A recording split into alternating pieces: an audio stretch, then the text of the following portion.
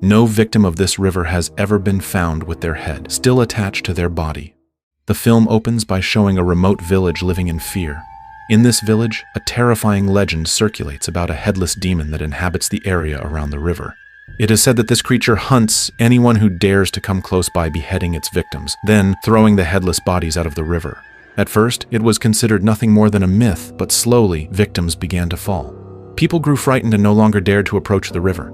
Anyone who got lost or recklessly went there would later be found dead in a horrific condition, without a head.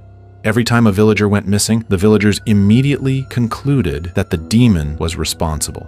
Until one day, this terror struck a young woman named Nga, who we will simply call Naga. Naga disappeared without a trace.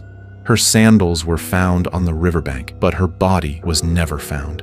The entire village resigned itself to the belief that Naga had been taken by the river demon. No one dared to search for her. Even Liam, the village head, seemed to turn a blind eye. However, one person refused to believe it. She was Moon, Naga's aunt. Moon was convinced that her niece was still alive, or at least that there was a logical explanation behind all these events. Since no villagers were willing to help, Moon finally called for professional assistance from the city, a private investigator named Detective Kine.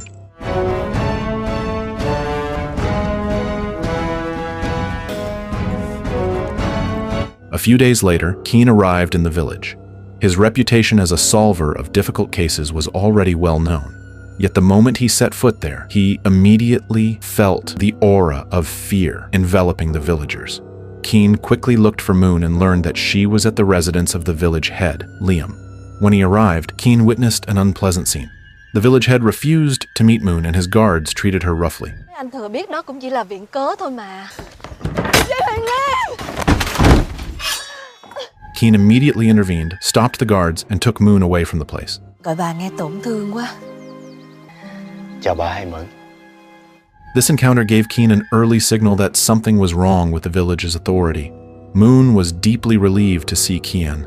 To her, Keen was the only hope of finding her niece Naga.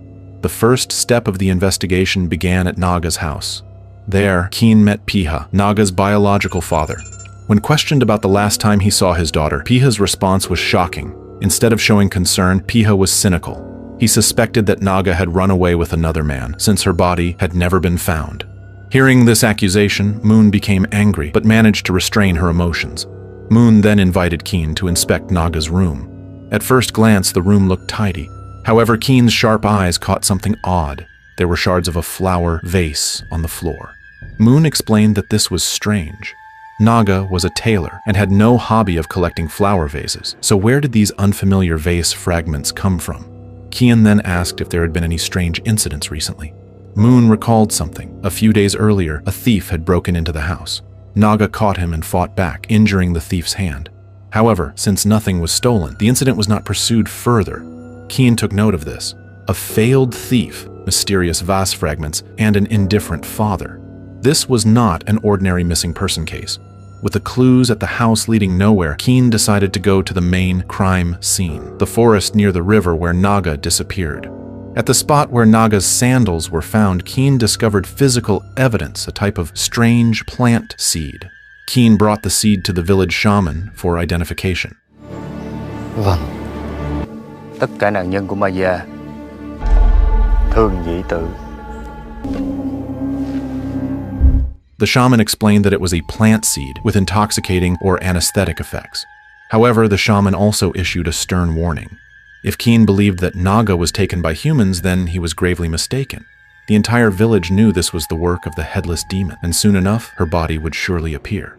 Thinking logically, Keen felt that something was being concealed in this village.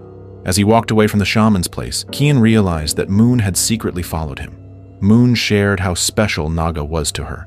Naga's mother had run away when Naga was young, leaving her behind, and her father Pia never truly acknowledged Naga as his daughter. Only Moon raised Naga with love and care. However, Moon's husband disliked her taking care of Naga and threatened to divorce her if she continued focusing on her niece. That was why Moon was forced to leave Naga. Years passed, and Moon eventually separated from her husband and returned to the village to atone for her mistakes toward Naga. But only a few days after they reunited, Naga mysteriously disappeared. Moon was haunted by guilt, thinking that if she had never left, perhaps Naga would have been safe. Hearing Moon's sincerity and remorse, Keen finally invited Moon to join him in the investigation. Mà không tìm thêm được dấu vết nào của Nga, rồi bị nước cuốn theo dòng suối này mà trôi ra hồ. Night fell. The terror of the headless demon turned the village into a place of dread. All the villagers locked their doors tightly and hung protective talismans given by the shaman in front of their houses. Not a single person dared to go out that night. Keen, who was staying in the village, could also feel the horrifying atmosphere. However, when exhaustion finally put him to sleep, the terror invaded his subconscious. Keen dreamed that he was standing by the river. There he saw Naga's severed head floating in the water.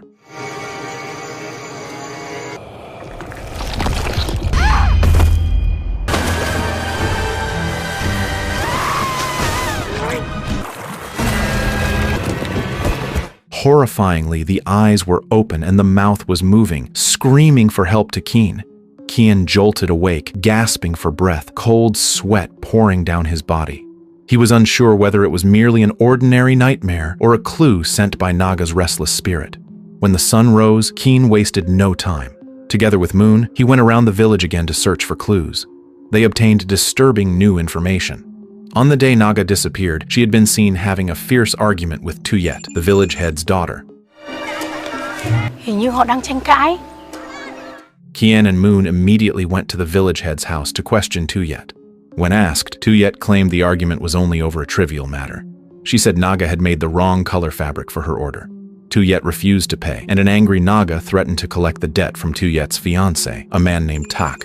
Therefore, it was very likely that after the argument, Naga went to see Tak. Kien quickly investigated who Tak was and discovered that he worked as a ceramic craftsman who made vases and plates. This fact immediately reminded Keen of the strange vase shards found in Naga's room. It was highly likely that the flower vase was made by Tak. Suspicion now strongly pointed toward him. Keen and Moon went to Tak's house, but unfortunately it was empty and eerily quiet. Seeing Moon was frightened, Kien told her to wait outside while he entered the dark workshop alone. Inside, Keen suddenly saw the figure of the headless demon beating Naga, but the figure vanished instantly.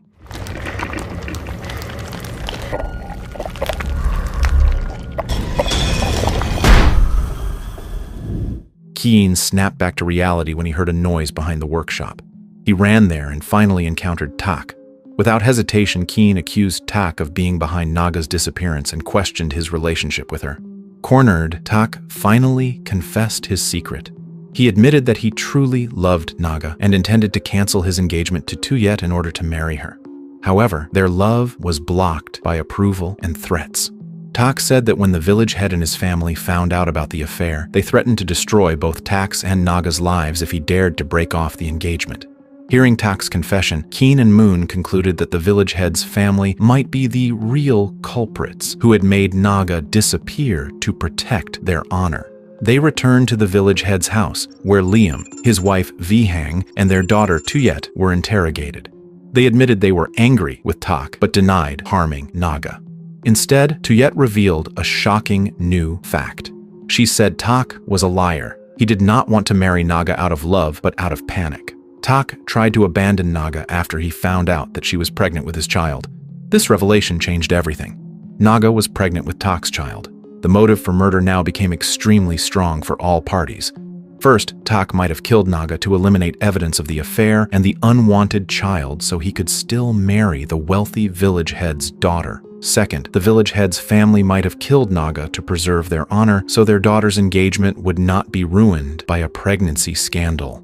However, all of this was still based on motive, with no physical evidence. Còn lạ gì cái giọng cường hào ác bá này. Cô đừng có cậy thế con quan mà mở mồm vô không chúc quan liêm sống thọ nha. Thôi. Kian then remembered a clue that had been overlooked, the thief. A few days before Naga disappeared, her house had been broken into by a thief who strangely did not steal anything but fought with Naga, injuring his hand. Keen formed a conclusion. It was possible that Tak had sent the thief to retrieve an item he had once given Naga, the vase he made, so their relationship would not be exposed. Or perhaps the village head's family had hired a killer disguised as a thief to eliminate Naga, but the plan failed because Naga fought back. Whoever the mastermind was, the key to the truth lay with one person, the thief with the injured hand. If Keen could find him, the case would be solved. Keen and Moon now had a mission to find the thief, with the crucial clue being the wound on his hand. Keen devised a strategy to inspect the hands of suspicious villagers. Tổ chức một cuộc thi, đó là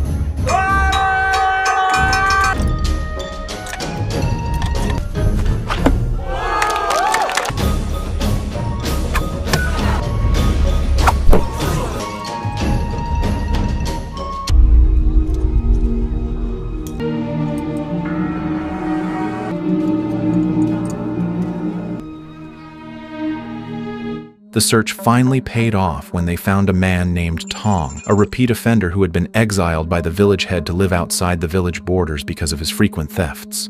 When examined, Tong had a fresh wound on his hand. Under Kian's interrogation, Tong eventually gave in and confessed that he was the one who broke into Naga's house that night.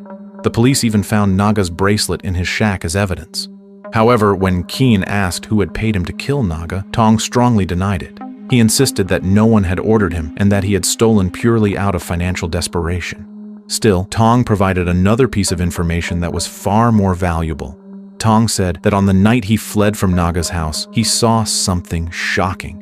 He saw the village head's wife, Vihang, and Naga's father, Piha, together in secret.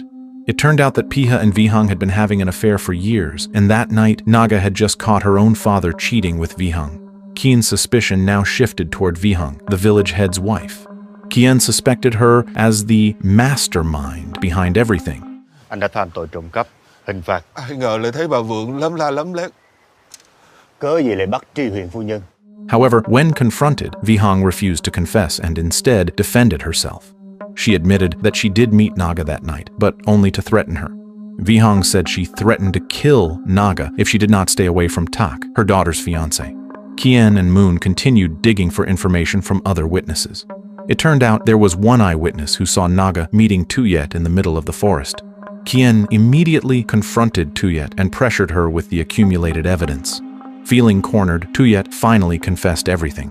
Tuyet explained that they met in the forest and got into a fierce argument because she was blinded by jealousy after finding out that Naga was pregnant with her fiancé's child. They pushed each other, and during the struggle, Naga fell and her head slammed hard against a river rock. Tuyet saw Naga lying motionless and assumed she was dead. Panicked and terrified, Tuyet ran away and left Naga's body there. Tuyet swore that she never moved the body. The case seemed solved. Keen immediately contacted the city police. Not long after, the police arrived and arrested Tuyet on charges of murder and negligence resulting in death. Moon cried hysterically upon facing this reality. However, one thing still troubled Keen's mind. If Tuyet truly left the body there, where did Naga's body go, and who moved it? If Tuyet abandoned Naga just like that, the body should still have been in the forest. Even though the main culprit had been arrested, the mystery of Naga's missing body remained a huge unanswered question. Là do cô bị đặt đúng không? Điều tra phải hợp lệ.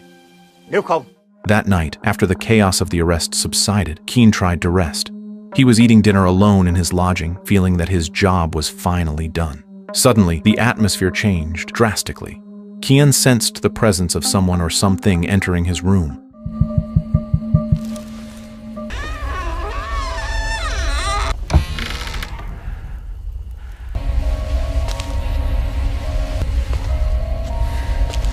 When he turned around, standing before him was the headless demon. Even more horrifying, the creature was holding Naga's severed head and devouring it greedily right in front of Keen's eyes. This was not a dream. Keen screamed as the creature lunged toward him. Fortunately, his fellow officers nearby heard the scream and broke in, saving Keen. Strangely, the moment they entered, the demon vanished without a trace. This incident convinced Keen that there was a real supernatural element at play, not merely hallucinations or false legends. Keen ordered his colleagues to investigate the history of the demon, why it existed, and who it truly was. They opened the old village archives and uncovered a horrifying historical fact. 30 years ago, a bloody tragedy had occurred in this village. A large family of 14 people was accused of betraying the village. Without a proper trial, the villagers took justice into their own hands, dragged all 14 of them to the riverbank, and beheaded them one by one. It was believed that the restless spirits of the slaughtered family merged into a single entity, forming the headless demon. The river became cursed as the site of the mass execution. However, one detail was strange. The legend had existed for 30 years, but the murderous terror and sightings of the headless demon had only become aggressively active in the last 5 to 10 years. Why did it remain dormant for 20 years before awakening now? And why was the headless demon targeting Kian? Kian stood at the crossroads between logic and the mystical. On one side, his rational mind rejected the existence of ghosts, but on the other, his own eyes had witnessed the headless demon more than once. While Kian struggled with his sanity, panic erupted at the village head's house. Vihang, the village head's wife, was in a state of desperation. She begged her husband Liam for help, but Liam refused to get involved any further. In her despair, Vihang's personal servant arrived with shocking news. The man Vihang had paid to kill Naga had not actually killed her. It was finally revealed that Vihang was the true mastermind behind everything. Let us rewind briefly to the past. When Tuyet, Vihang's daughter, accidentally pushed Naga in the forest, causing her to lose consciousness, Tuyet fled in fear. Coincidentally, Vihang's servant witnessed the incident and reported it to her. Instead of helping, Vihang saw it as the perfect opportunity to erase Naga from existence forever in order to protect her daughter's reputation. Vihang gave money to her servant to hire a hitman, and that hired killer was none other than Tong, the thief who had been caught earlier. However, Tong was a cunning bastard. When he found Naga unconscious in the forest, a cruel idea crossed his mind. Instead of killing Naga, as instructed by Vihang, Tong imprisoned her in a hidden place. His plan was to continuously blackmail the village head's wife. With this scheme, Tong could extract large sums of money. All clues once again pointed back to Tong. Kian and Moon decided to secretly follow him. Con mời bà ngồi. Chấp mọi thứ để có được nếu quan quân ập vào, anh có thể bỏ. As it turned out, Tong was blackmailing Vihang once more. He threatened that if Vihang did not give him more money, he would bring the still-living Naga before the villagers and expose Vihang's disgrace to everyone. This secret meeting took place in the forest between Vihang, her servant, and Tong. Tensions escalated. Tong realized that Vihang's servant intended to betray him, so Tong immediately killed the servant on the spot.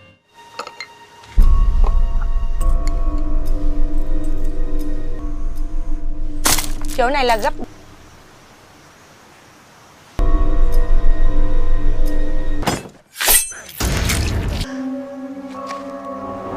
Cornered, Vihang began pleading with Tong to hand Naga over to her so that she could kill Naga with her own hands. In return, Vihang offered all her remaining money to Tong. Tong agreed, and they headed to the place where Naga was being held captive.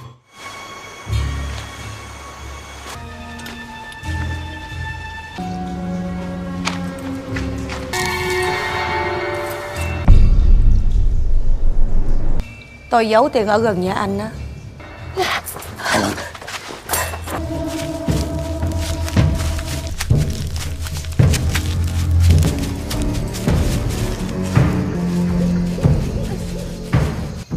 Tao giết nó, mày còn lằng nhằng. Lấy tiền đi. Just as Vihang was about to kill Naga, Kian and Moon appeared. A fierce battle broke out. Kian fought Tong one-on-one, while on the other side, Moon managed to save Naga from Vihang's attack.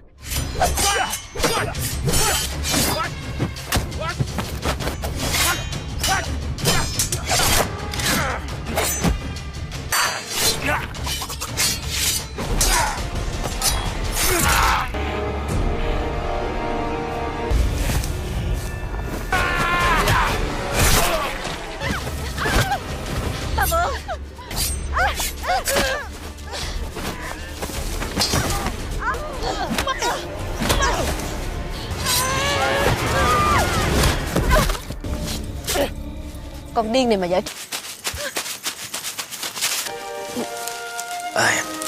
The next day, all the dark secrets were exposed. Vihang was arrested by the police for attempted murder. Tak canceled his engagement to Tuyet and was finally reunited with Naga and their unborn child. The village returned to peace. However, for Keen, the case was not yet over. One major question still haunted him. Who or what was the demon that Keen kept seeing? As Moon escorted Keen back home, she said something that became the key to answering everything. Moon explained that the creature Kian had been seeing was never actually seen by Moon herself. Yet all the villagers were believed to have consumed the shaman's protective potion to ward off the creature. Concerned about Kian's condition, Moon admitted that she had secretly mixed the potion into Kian's food every night. However, Moon herself had never drunk the so-called protective potion given by the shaman. This confession jolted Kian. He immediately examined the remaining potion. That was when the horrifying truth was revealed. The liquid was not a protective potion at all, but a powerful hallucinogenic drug made from the plant seeds Kian had found earlier in the story. All this time, it was not a demon terrorizing the village. The reason the villagers saw the headless demon and lived in fear was not because of a supernatural being, but because they had been mass poisoned. The mastermind behind it all was the shaman. A new question emerged. Why did the shaman do this? Driven by curiosity, Kian dug deeper into the village's history and uncovered a crucial missing fact. The family of 14 people beheaded 30 years ago had actually consisted of 15 members. One small child survived. That child hid and witnessed with his own eyes as his entire family was beheaded by the villagers at the riverbank. On that day, the child swore revenge. He left to study the art of poisons and years later returned to the village disguised as a shaman. His plan was both brilliant and cruel. He used his concoctions to make the villagers hallucinate and see a headless demon. Under the influence of fear and drugs, he was able to manipulate them completely. Through this method, the shaman could easily murder his enemies one by beheading them, exactly as the villagers had done to his family in the past. The villagers naturally believed that the headless deaths were caused by supernatural forces. In reality, the demon never existed, and everything was the shaman's revenge. Kian and the police immediately raided the shaman's hut, but it was too late. The hut was already empty.